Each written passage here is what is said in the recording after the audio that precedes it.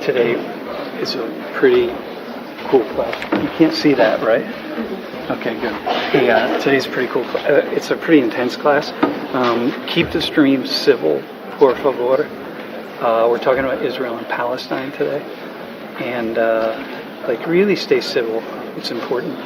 And tomorrow on the office hours tomorrow, which start at 3 o'clock, 3:05 to 4:30 or so, I'll respond to some things from today's class. We have a conversation with Eric Sell, who is a long-time listener, and then I can respond to some things. So anyway, I'm looking forward to the class today. I think you are too. We got 3 great volunteers.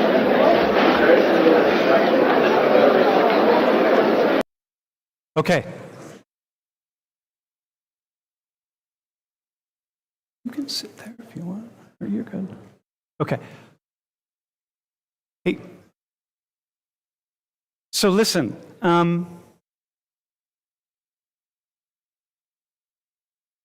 So today's class is called Another Radical Experiment in Empathy, and I am going to explain why that is the title in a little bit. But for right now, let's meet our 3 volunteers, if we could.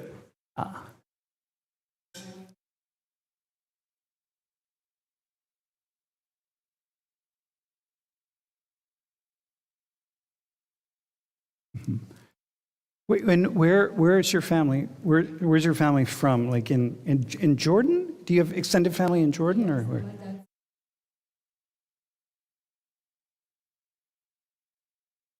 We're in the West Bank, I assume, or in Gaza?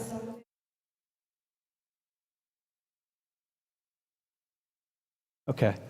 Yep. And I asked about Jordan because I thought you had written that. And okay. Yep.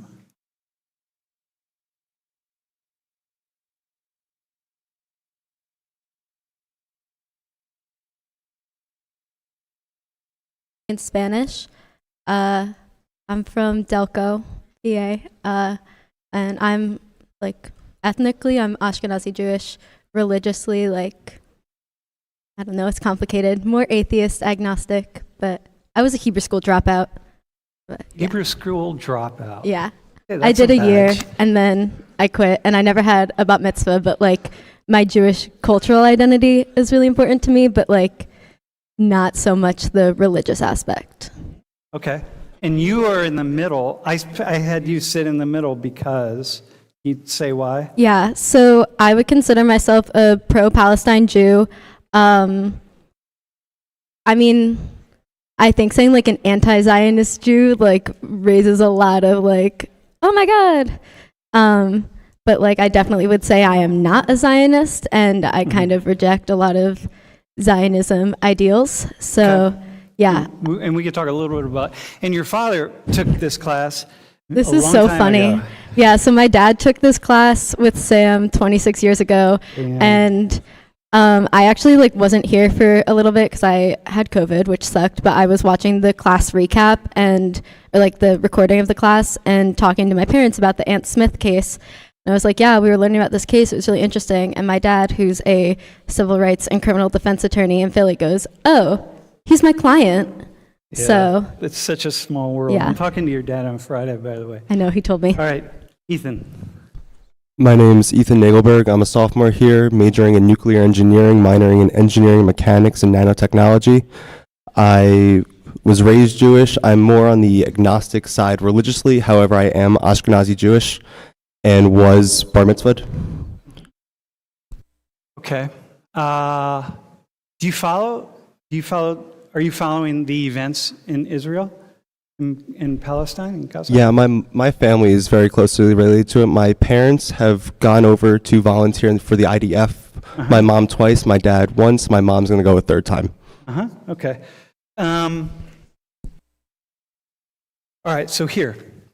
First off, I want to say a couple things. The fact that last semester I did one class on the conflict on Israel and Palestine and Gaza after October 6th.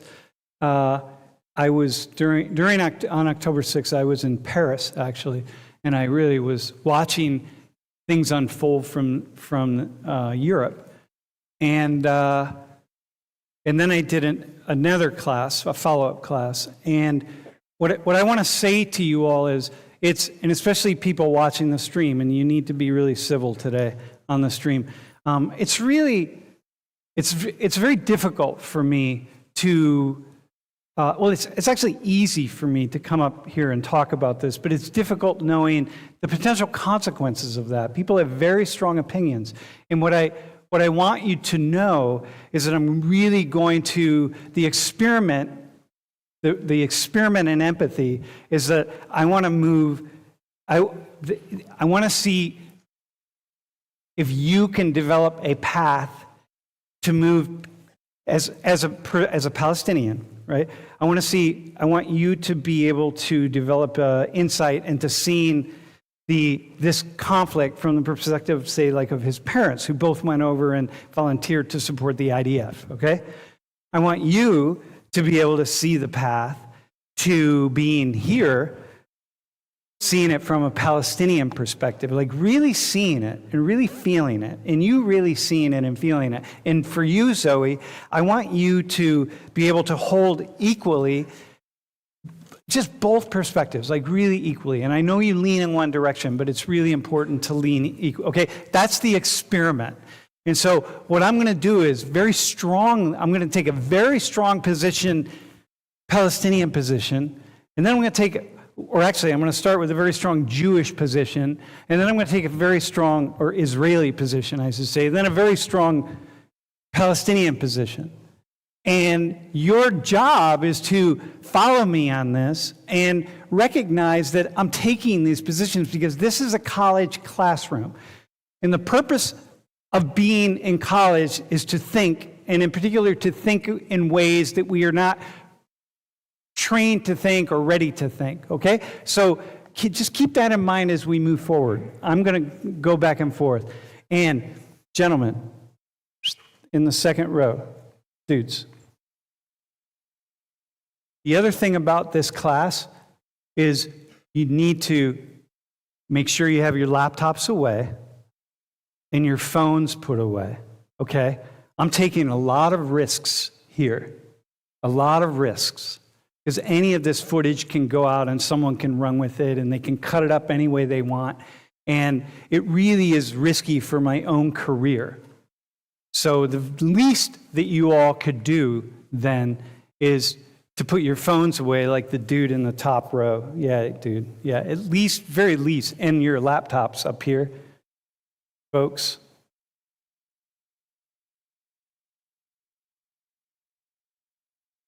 All right, first things first. I'm going to start with 3 points that I want to make. The first point is, and by the way, this is a little different kind of class, that the three volunteers are really not going to speak until we get to the end. So if you have questions, then you can throw the question out. If you need me to be more clear about something, do it. But really, and you can get your phones out if you want to take notes, right? So if you certainly can do that. The first thing is there are many more than two positions on this issue. Okay, there are more than two sides and two perspectives. And this issue, even to say this issue, is kind of almost silly because this issue is multifaceted, layered, and complicated issues that are call upon us to go back many centuries, in fact, millennia. Okay? Now I'm going to do this. So you all are wondering, many of you are wondering, okay, so what are we talking about? What's Israel? Like, what is it, right? So Israel was formally established with the UN in 1948.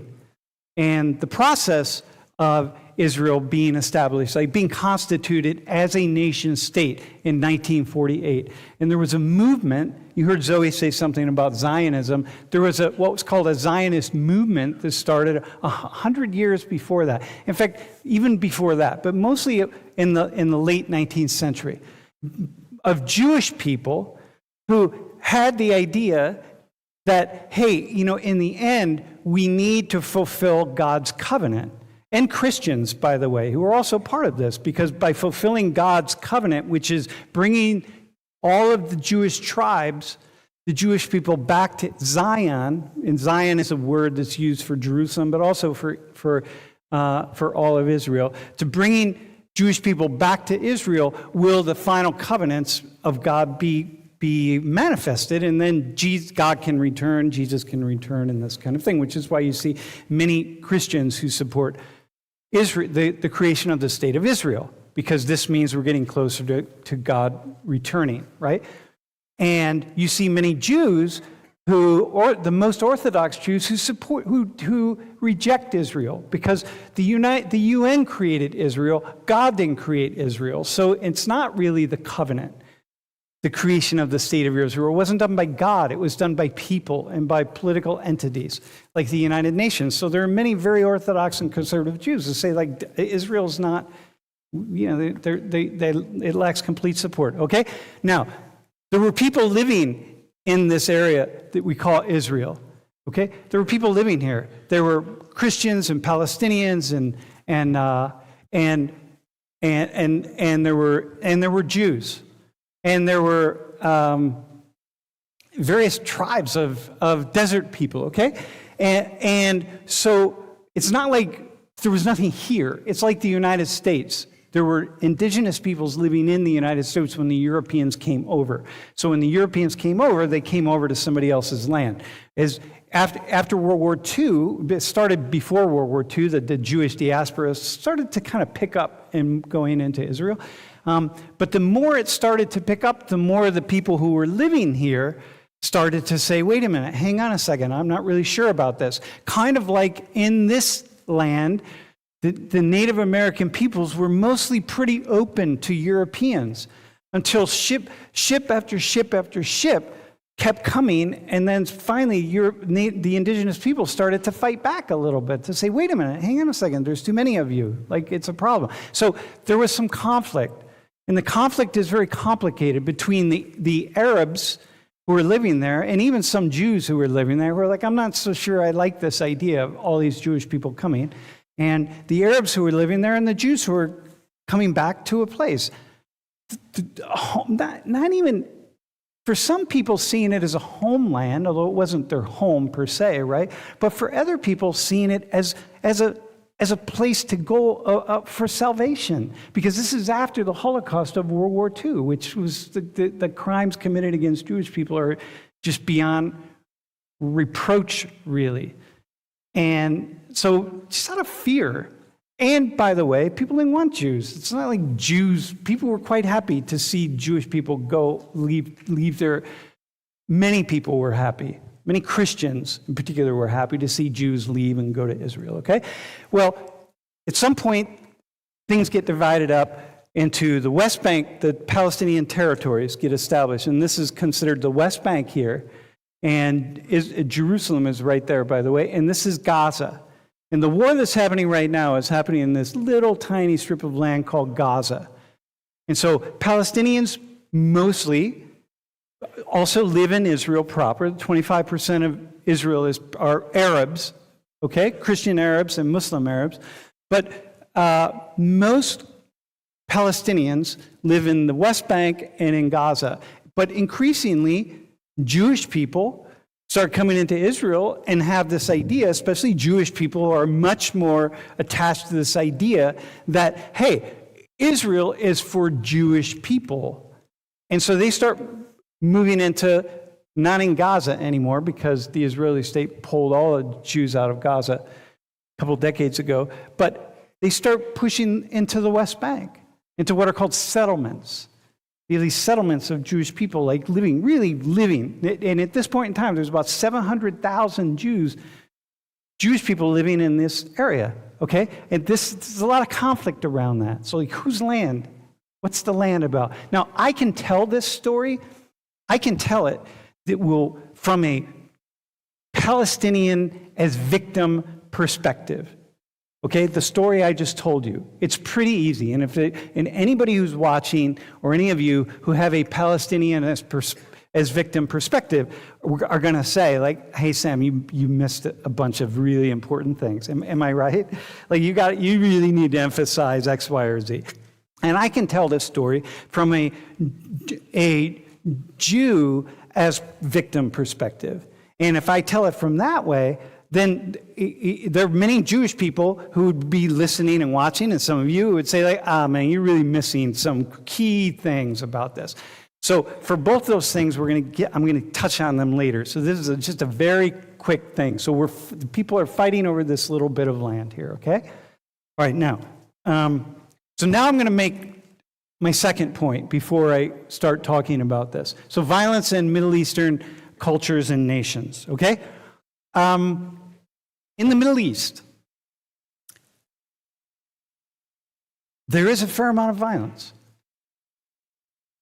And so if you're thinking, and I hear this a lot from people, wow, but there's always been violence in the Middle East. It's just a violent area. Of course, there's war going on, and they've always been violent. So, like, why do we care? Because they're always killing each other, and they're always this, and they're always that, and like, it's just this emphasis on violence. And it is true that right now, in the Middle East, there's quite a fair amount of violence. Okay? There's violence here. We have 50,000 gun deaths in the United States if we can include suicide. So half of that if we leave out suicide. It's a lot of violence here. The Americans are, you can make the argument, we're a pretty violent people, but nonetheless, there's a lot of violence in the Middle East. So if you're thinking, is it just me that when I read about some bombings happening or something, or is it that it always seems like it's somewhere in the Middle East and it's not, Japan or Sweden or, Tunisia or who knows? Why? It's always fucking Middle East, okay? So this is just 2023. And in fact, this is not just 2023. It's only 8 months in 2023. So these are just points of various violent actions, okay? But what I want to tell you is that's this point in history. At other points in history, Europe was such a violent hotspot in the world. This is a map from 1,000 years ago of Europe. And Europe doesn't look anything like this. Look, the Caliphate of Cordoba, the Muslim Caliphate of Cordoba. Can you imagine how much violence it took to extract the Muslims, to push the Muslims out of Cordoba, out of southern Spain? Do you know the amount of violence that's taking place here? So much violence in Europe. And here's what Europe looks like today. In order to get to where we are today, it's just war after war after war after war. People killing each other.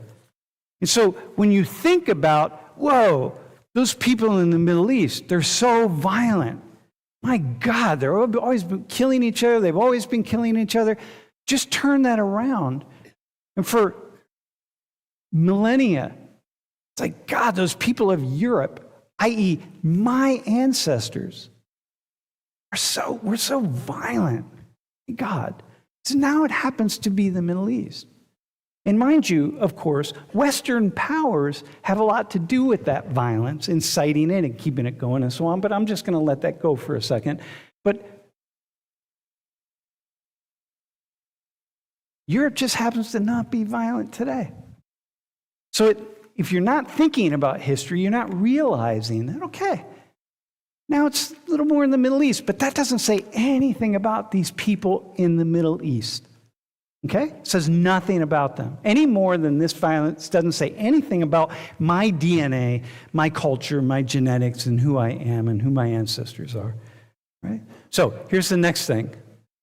I want to say something about Jews, Muslims, Christians, and violence. First off, Jews, historically speaking, Jews have not been very violent at all. In fact, Jews have historically been the victims of violence. Judaism, Jews are the people of the book, not people of the gun. And so if you study Jewish history, you really see it's like, yeah, it's only kind of recently with the rise of Israel that we start to see this kind of shift. But historically speaking, we don't see that. Okay? But we do see this. See all these Muslims who are violent, man. These are ISIS guys, Islamic State in Iraq and Syria. Okay? These are guys, I think I took this photo from Syria. Man, these guys are really violent. And they want to create a caliphate, an Islamic state, certainly in wherever they are, but they certainly want to do it, again, wherever they are, but they'd be happy to do it all over the world. I mean, they are violent Muslims. It's like, and we see these guys, there are a lot of them. So we think, okay, how do we manage this? Because Muslims, you got to manage the fact that there are a lot of violent Muslims right now in the world, and you got to hold that. You got to make sense of it. And you can't deny that. But you got 1.8 billion Muslims. 1.8 billion, bro. 1.79 billion Muslims. 1.795 billion Muslims think these guys are a bunch of lunatics. They want nothing to do with them. But they make the noise. So they get the energy. And that's what happens. It's the noisiest people. It's the ones with the guns. It's the ones pushing things. They're the ones we pay attention to. So too often when we then think of Muslims, when we think about Palestinians, right? Think about Muslims, because you're Muslim, right? We think about Muslims. We associate it with this guy, these guys, because they make the noise. What I'm telling you is like, yeah, you got to, you as someone who's Muslim, you got to deal with that. It's like, yeah, man, they are. Okay, but now you got to have a way to frame it. So, and you got to frame these guys. Like, who are these Muslim knuckleheads? Massacre those who insult Islam. As if Allah needs these people to speak on behalf of Allah. Allah is so weak that Allah needs these people to speak. Allah and Muhammad, peace be upon him, how dare you insult Islam? Oh, but I, Allah, I, God, am so weak. I need these guys to stand up for me. Who needs that? What do you mean? Massacre those who insult Islam. These people represent you. They don't to me. They don't to anybody who's thinking, but to people who are not thinking, they are you. And when you say, and all of you in class who say like, yeah, I'm Muslim, that's where people's minds go. Freedom, go to hell. So Muslims, you got to deal with, there aren't very many of these people, and a lot of them, this probably is from Europe. But you got to deal with this. Like Muslims got to deal with this. This is a very tiny fraction. Just like there's a very tiny fraction of Christians who are really radical and kind of like that. But you got to deal with it.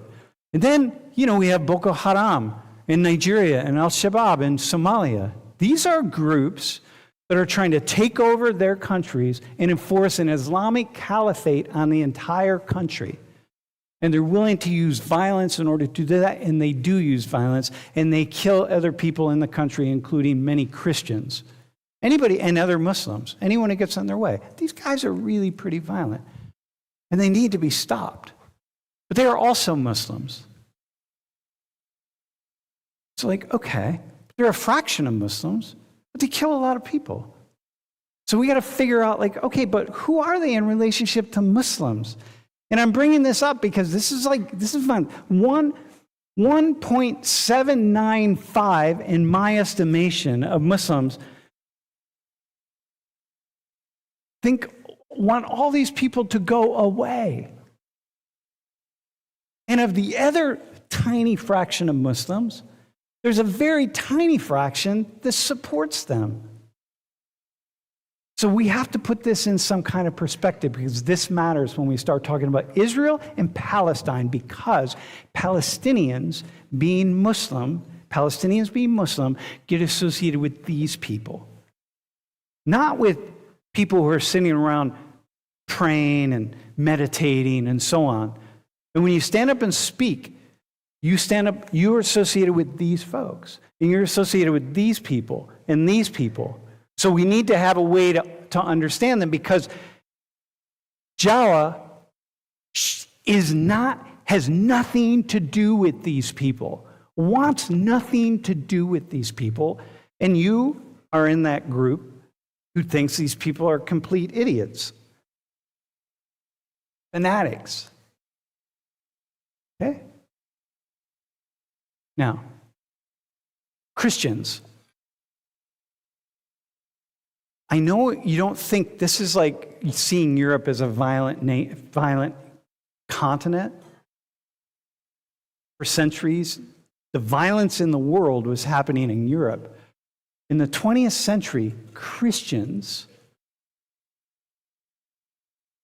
of European heritage responsible for killing about 100 million people. 100 million people, my friends, Christians, okay? So, Christians, this is not an attack on you. I'm not attacking you, okay? It is build some awareness here. We're looking at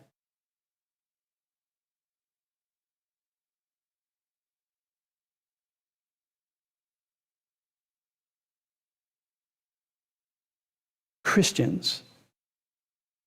If we just use this graph in the 20th century, 100 million people,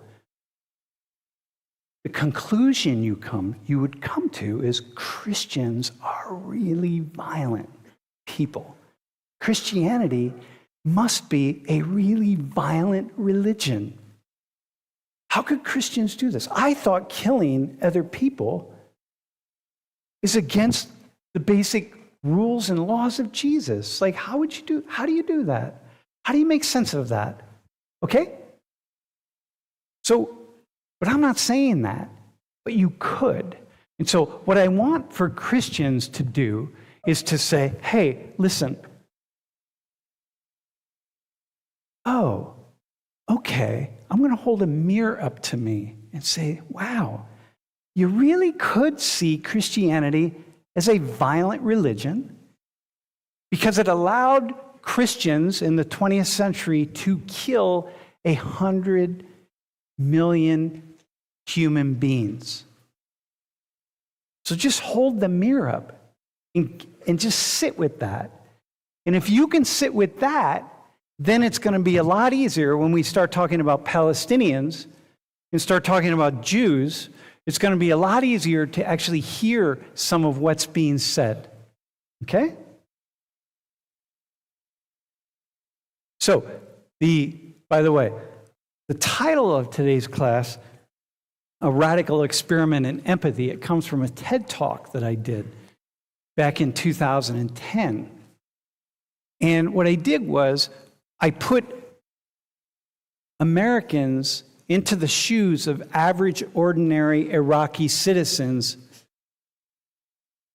who need to understand or are trying to understand 2 invasions by the United States, sanctions by the United States, and the general violence and bloodshed that was committed by the United States, and how they naturally connect the United States with Christianity.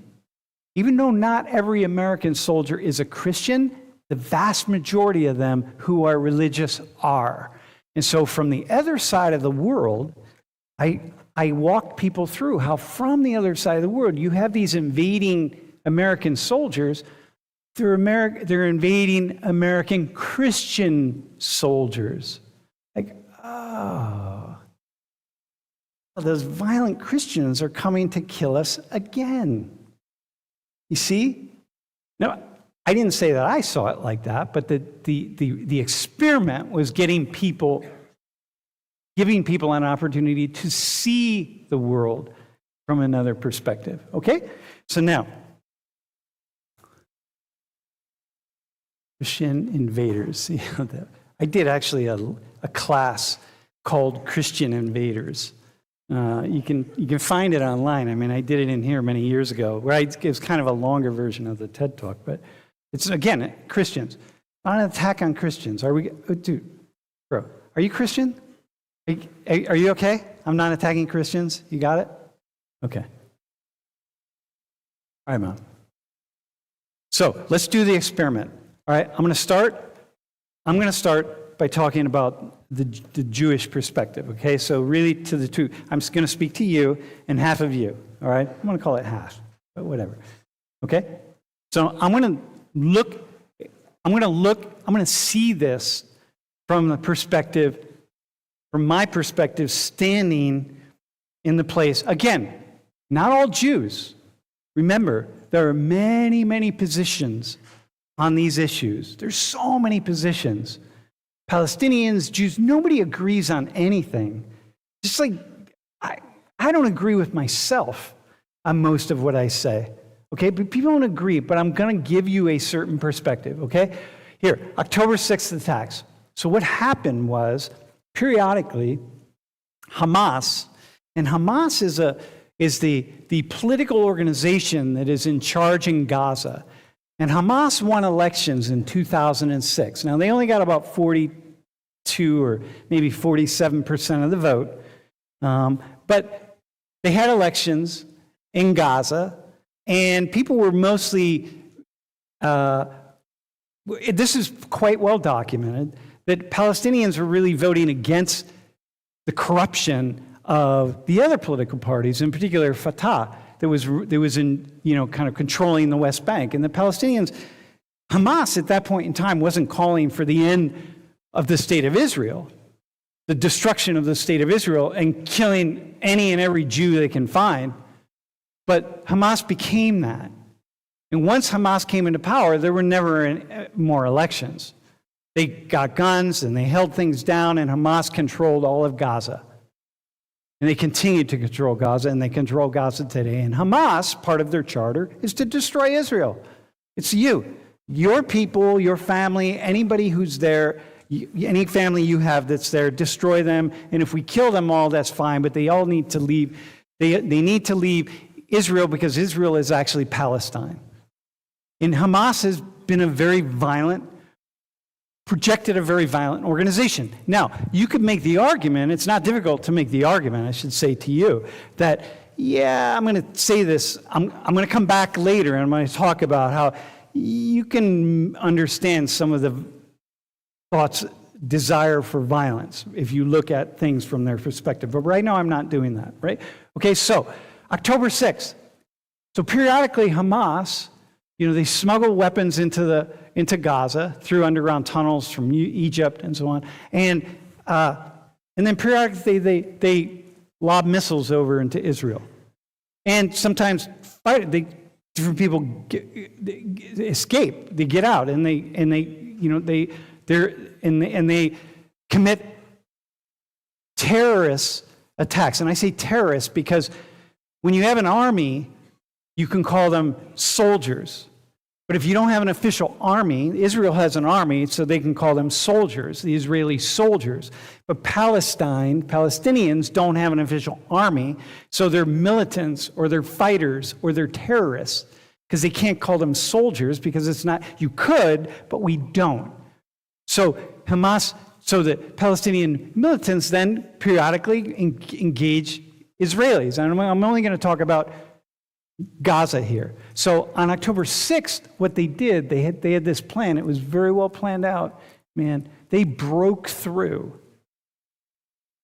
all the barriers around Gaza. And trust me, there are many, many barriers around Gaza keeping Palestinians in. And they killed over 1,200, almost 1,300 Israelis on October 6th. They injured thousands. They burned homes. They destroyed property. And they took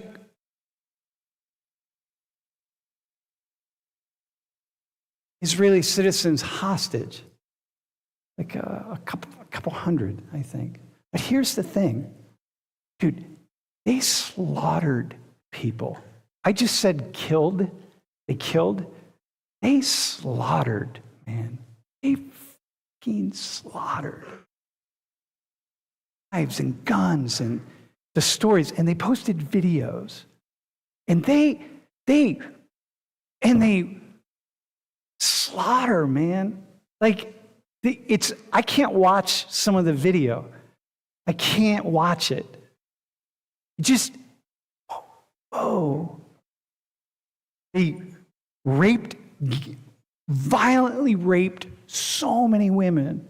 And then after they finished raping them, they killed them. And they killed them slowly and they killed them fast. They burned people alive. They did things, they committed atrocities that are just like, you can't even imagine. Okay? Now, a lot of people don't get a sense of this because they don't watch the video and they don't pay attention. So I know there will be some people in this room or maybe people watching who are like, we don't really know that happened. No, listen. No, we do know that it happened. It's pretty clear that it happened. It's very clear, actually. Okay, so here's the thing.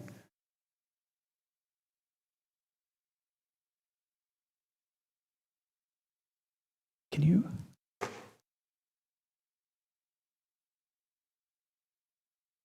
So it was 21 days before Israel invaded Gaza. Okay, 21 days.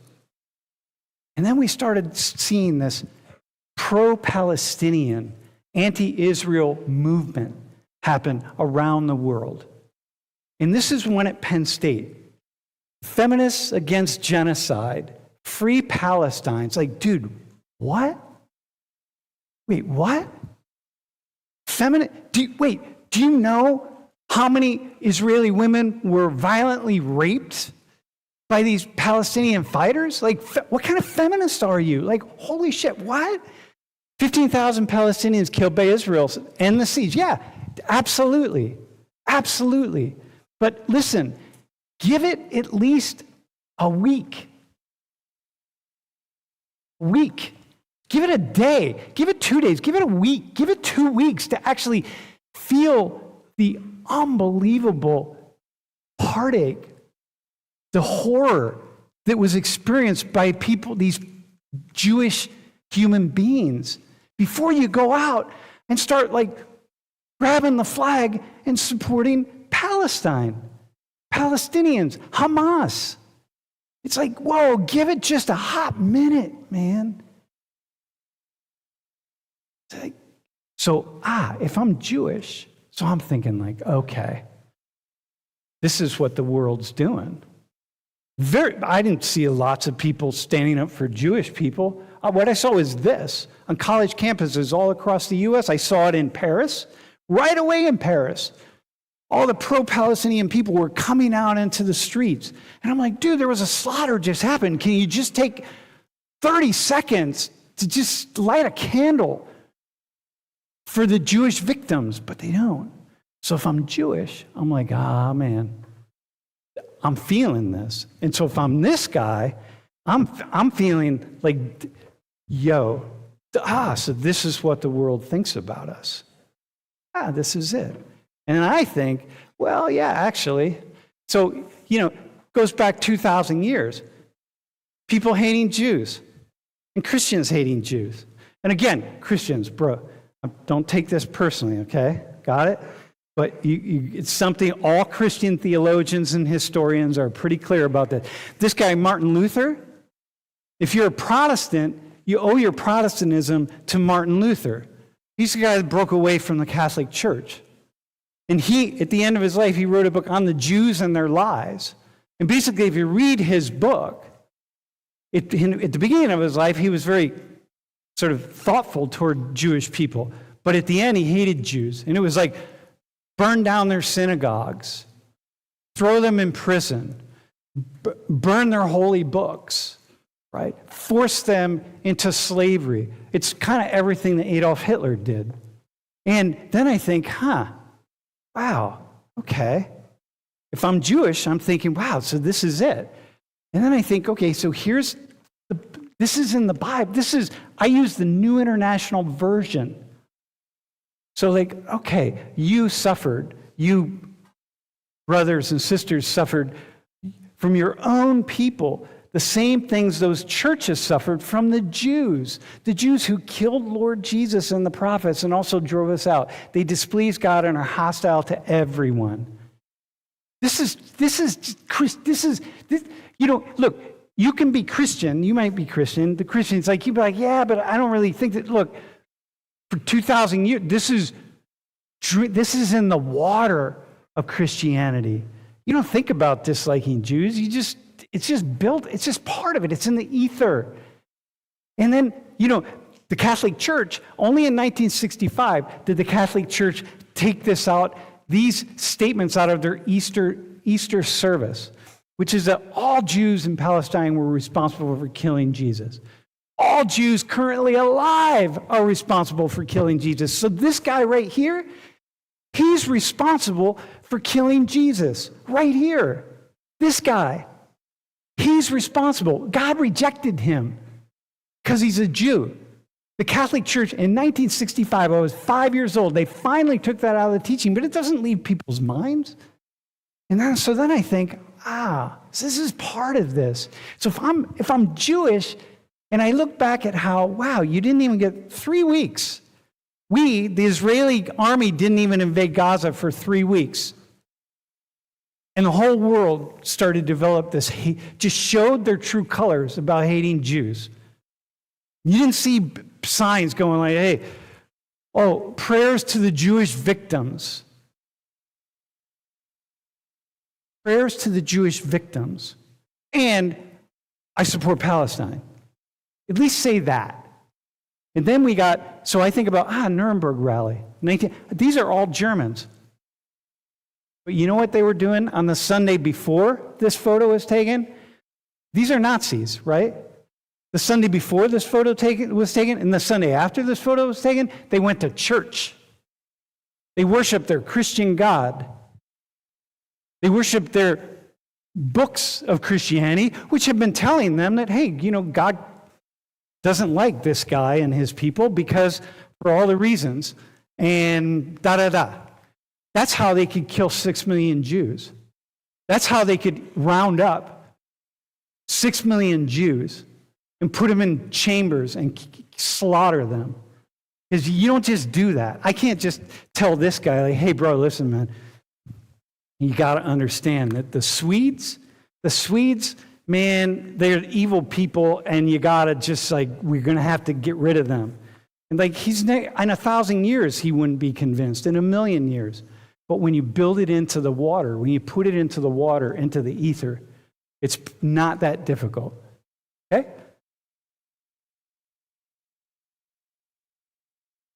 I'm going to pass that one up. Okay, so there. Got it? So now you think, how do I understand Israel? How do I understand Jewish people? How do I understand the Israeli response that's happening right now? Okay, but now let me tell you a story. Let me talk to you for a second, bro, Ethan, and let me tell you a story about Palestinians. First off, that's a picture of Gaza. This is destruction.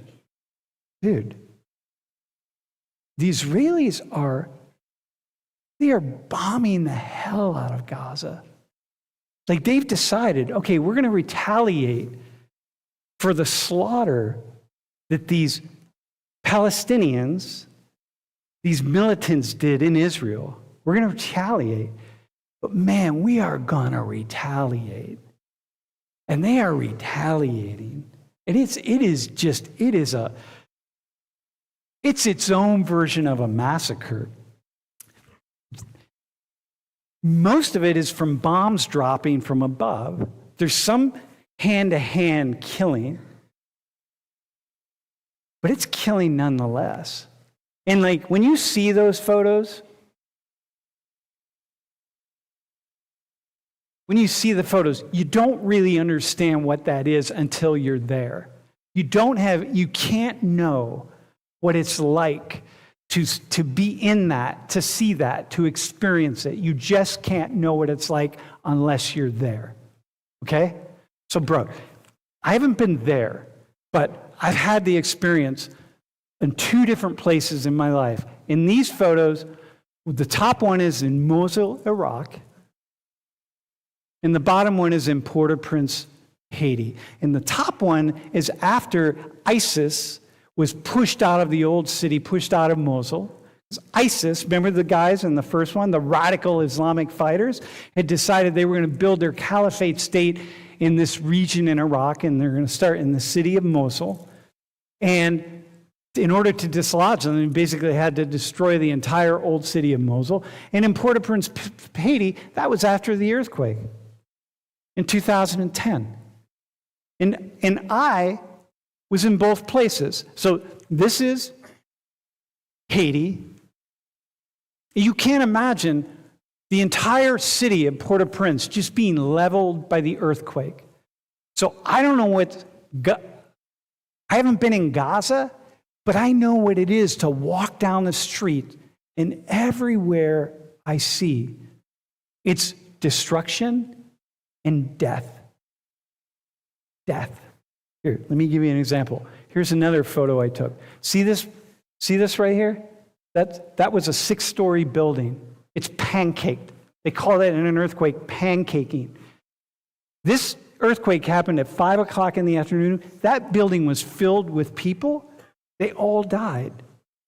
Boom, boom, boom, boom. And when I was in Haiti, the smell, it's still there. Their bodies are still in there. And when you walk down the street and you're just like, oh man, you never want this to happen to anybody. Like it's horrific.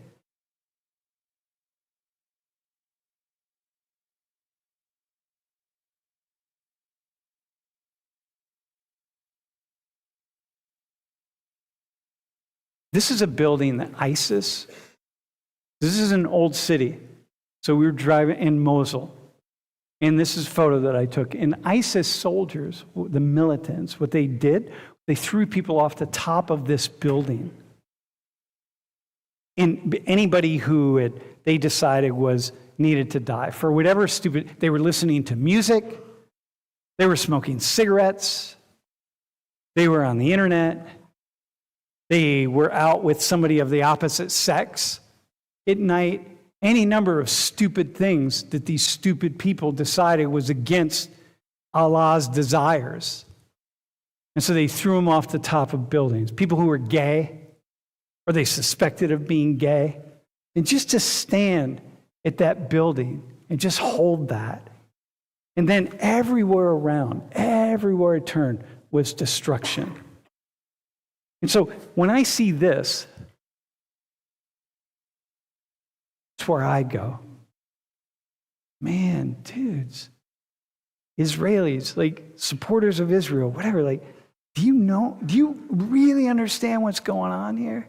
Like, are you following this?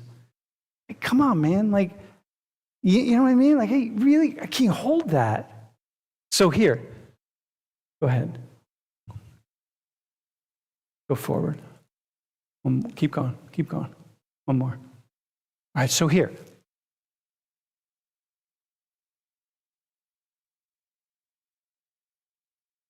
The other thing that people don't really understand about Palestinians and the Palestinian story is it's like the detention centers. You know, the Israelis can just pick up any Palestinian at any moment and just put them in detention, involuntary detention, and just wear for as long as they want. Doesn't really matter, because they just make the rules. And Palestinians don't have any power to stop it. The Israeli, they call it administrative detention. Would turn anybody violent. Turn me violent. Then you get the 700,000 settlers, and then you have this like Orwellian system of checkpoints that just are meant to dehumanize and just like really destroy the heart, minds, and souls of the Palestinian people. It's like, man,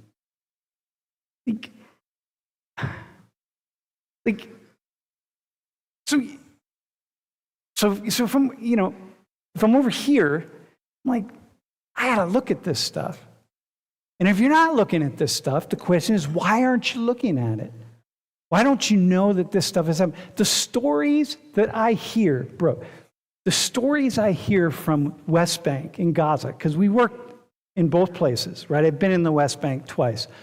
The stories I hear from people of the horrific things, just the life, Palestinian people, that things they experience and have experienced, it's just like, oh my God. Oh. Come on, man. These aren't animals. These are people, your family. Like, they're human beings. Like, come on. Wait, hang on. I'm almost done. And I think, can you go one more? Okay, so this guy, his name is Abdullah. That's Lori on the left. We were in Qatar, in Doha, in the souk in Doha. And he was there. We were there we convened a conference with part of the United Nations. Nicest guy in the world. He's from Gaza. Palestinian, Gaza. Nicest guy in the world. Oh my God. Everyone I've ever met in Gaza, nice person in the world. Everyone I've ever met in Israel, nicest people in the world. Just such a nice guy. And here, go to the next slide. Lori, my wife, just spearheaded a campaign to raise money to get him and his family, like 17 or 18 of them out of Gaza. They raised $80,000. There were 26 people living in a one-bedroom apartment because of the bombing that was happening. And that's his son. And he asked not to show a picture of his son, but I'm telling you, see the hair on that little boy? His face is every bit as cute as the hair. That's the first banana he'd eaten in 4 months. And they're on their way to Cairo.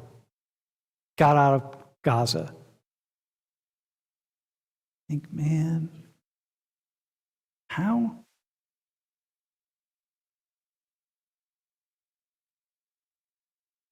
Yeah. How? It's just how, like, we talked to him on the phone, the little boy, and he's telling my wife, hey, Lori, I love you, Lori. You know what I mean? Then last week, I had a conversation with an Israeli soldier who was in Gaza 2 months ago. This guy in the world. Really nice guy. I really like this guy. And he was in Gaza because the other members of his unit were called to go into Gaza. They didn't have a choice. They're called. And he said, like, okay, I'm going to go in with you. And so it's this strange experiment in empathy.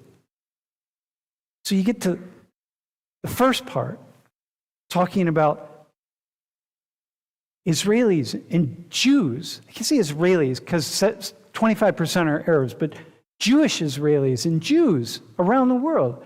Can you like feel the fear that Jews would have? You can't, people, after that slaughter, people can't even take 2 days to mourn. Can you even imagine? Can you imagine 1,300, 1,200, we'll say 1,200, that Mexicans, a band of Mexicans, came over from Mexico and they killed not 1,200, how about 120 Americans? Hell, not even 120, 12 Americans.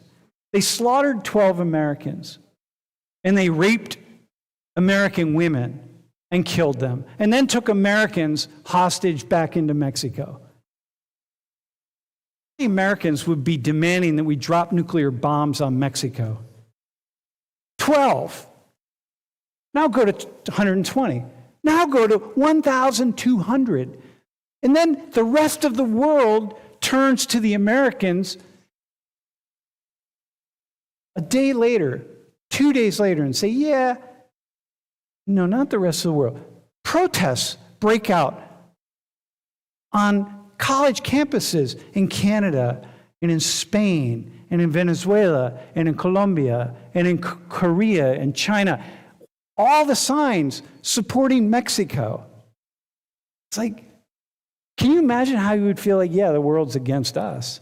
Absolutely, the world's against us. That happened. Stand for that. So that's here. And then can you imagine, like, we're bombing tens of thousands of Palestinians in Gaza are being killed, maimed, harmed. Their homes are destroyed. Like our friend, former student of ours, it doesn't, I was asking my wife this morning, well, are they having any thoughts about going back to Gaza? It's like, well, no, I don't know. Where would they go back? Okay, so, okay, you can blacken the screen. What do you, can you see a path to be, not a path, not to support, but do you see a path, like, do you have empathy?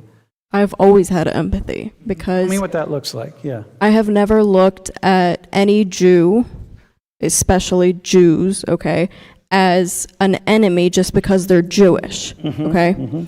Nor have I looked at Israelis as enemies just because they're Israeli, okay? There are a lot of people who were born there, like I was born here. That wasn't my choice, but I grew up in America. I consider myself an Arab American, a Palestinian American. There are a lot of people in Israel that didn't choose to be born there. That's the life that they were given. And then there are people like Netanyahu, who was born in Montgomery County, Pennsylvania, and went to school there, and goes back over there to terrorize Palestinians. I have never seen someone like Ethan just because he supports, just because he's Jewish, or Zoe, just because she's Jewish, before I know that she's pro-Palestinian or not, as an enemy. But I do hate the idea of Zionism that drives people to support a nation that pushes my people out, that pushes my family out, and has pushed my family out before, and has put some of my family in a concentration camp, just like what was once done to them. And I've seen a lot of people say that the Holocaust happened because some Muslim guy told Hitler to burn the Jews. I've never heard anything about that before all of this happened. So you're saying that some Muslim guy told Hitler to burn the Jews so now we should be punished? No. Martin Luther's Christian. Oh no, I'm not talking about yeah, I got Martin you. Luther. Sorry. Okay, I got you. No, it's not saying that. It's saying that, this is the idea, right? Yeah, so how is it that you suddenly receive the punishment? Like, why does it come down on you? Why does it come down on Palestinian people and your ancestors? Like, you're asking that question. Yeah, that's a good question. The thing is, Palestinians have always been a large population of Muslims, Christians, and Jewish people. Yeah. Okay. The people who were there, some of them may have migrated into Palestine from other regions, but a lot of them used to be ancient Hebrews who converted to Islam, who developed the identity of being an Arab, of being a Palestinian. Listen, it's an immensely complex, layered place with many ethnicities and races and cultures and languages and lineages coming together Very in much. 1,000 different ways. Okay, all right. Hang on, let me go first. Ethan, what's your take on the... I mean, of course, I have empathy for all of the people who have been displaced or have been had their homes removed from them. However, looking at the history of the Jewish people, we as a people have never been truly accepted anywhere. And if you have looked at your family, or let's say your people, for thousands of years, and have said, we have never been accepted anywhere joining other groups, the natural conclusion is to come to, what if we had our own place? And that is the idea behind Zionism, I believe. And Zionism as a way of saying, hey, Where are Jewish people going to go? Right? Jewish people, the longest hatred, like a really long hatred, right? So where are Jewish people going to go? And so many Jewish scholars started to come together and talk about, okay, well, we go back we follow the prophets and we follow the teachings, and so we'll go to Israel, which by now is not Israel, it's Palestine, and people are living there, right? But the idea is like, okay, so we go there. Is there anything that Jawa said that you struggle with, or can you go with that? I mean, yes, I understand the frustration of seeing your people or your ancestors be displaced. Uh-huh. And at the same time, though, looking at the past 70 years per se, Yeah. it is difficult to understand the perspective when all of these things have been attacks on Israel and then Okay. Israel having responses. Okay, so here's one thing. Hang on before you respond. It's not just frustration, though. It's like, it's real, man. Like, so, what I was saying about the things that Palestinians experience, like, yo, man, it's real. And if you were with me in going through the West Bank, let's say, and talking to my people I know, people we meet, and like, I'm quite certain that you would say the things that that happened to them because of Israeli soldiers and Israeli policy and so on. I'm pretty sure as an American, you would be like, oh man, that's really no. Yeah. But I mean, it is also looking at like what happened after World War II with the declaration of Israel as a state. The Palestinian people were offered to have a state created, which they declined because they felt it was. Yeah. So here, I'm not going to open up that bag of that because I can argue that in two very different ways. But listen, Zoe, how about you? Like, what do you hear here? Like, did anything shift in your thinking? So, for me, I think that the discrimination, I think that the discrimination against Jews and like, I'm the descendant of Holocaust survivors. Like, my whole family's Ashkenazi Jewish. I know that my family, like, a part of my family survived the Holocaust, like, hid in a basement to escape the Nazis. And like, that is really influential to why I am pro-Palestine, because like, as Jews, like, as a Jew, you grow up aware that like, historically, people don't like us. Like, as a people, we have been kicked out of places, displaced. We've been kept in open air prisons, like Nazi ghettos, and systemically mass murdered. So like, do I believe Jews deserve a place to feel safe? Yeah, but like, at what cost? Kicking Palestinians off their land and killing Palestinians? Like, to me, that's what I have trouble with, because like, how can we, as a people who have been mass murdered, turn around and do the same thing? Okay, so let me say this though. What if you were to not say pro-Palestinian? What if you were to say, I am a Jewish person who has a really kind of detailed and amplified understanding of what Palestinians have experienced? Yeah, I mean, I feel like that's accurate, but like, I feel like I usually just, I don't know. It's like the easier way to say, instead of being like, I'm Jewish, but I support this aspect of like, I support the Palestinian liberation movement, and I don't really support Zion. Like, it's easier to just be like, But pro-Palestine. listen, when you say that though, what Hamas did, they would say this is part of the Palestinian liberation movement to go into Israel and slaughter 1,200 Jews. So like, that's where I feel like I will not excuse what Hamas did. Like, Okay, but understand, if you say I support the Palestinian liberation movement, to many Jewish people, that's what they hear. So the place where I feel like I have like empathy and like where I kind of can be like middle ground is that like, I understand that Hamas was created because of Israeli occupation. Like, it was created as a resistance against Israeli occupation. And I think that what we were talking about with violence in the Middle East, like, there is so much of that is caused by colonization and like Britain getting involved, the United States getting involved, money and oil. Like, I just think that and also I think something to bring up is like, and huge disclaimer here, like, I don't want anyone to think that I'm like supporting Hamas or excusing what Hamas did because, yeah, it's awful and like unimaginable. But I want everyone to think about the fact that they broke through a gate that is keeping Palestinians in an open air prison. Like, Yeah. I just think that's a really important thing to like it's think a, about. It's a big thing. I want you to respond, but can you, like, do you have that idea that what Zoe just said about, dude, the Israeli, the conflict itself and the Israelis and the rise of the state of Israel, et cetera, that also created Hamas. Like, that creates the militants. The thing is, though, Israel left Gaza in 2005, and Hamas did not come into power over Gaza until 2007.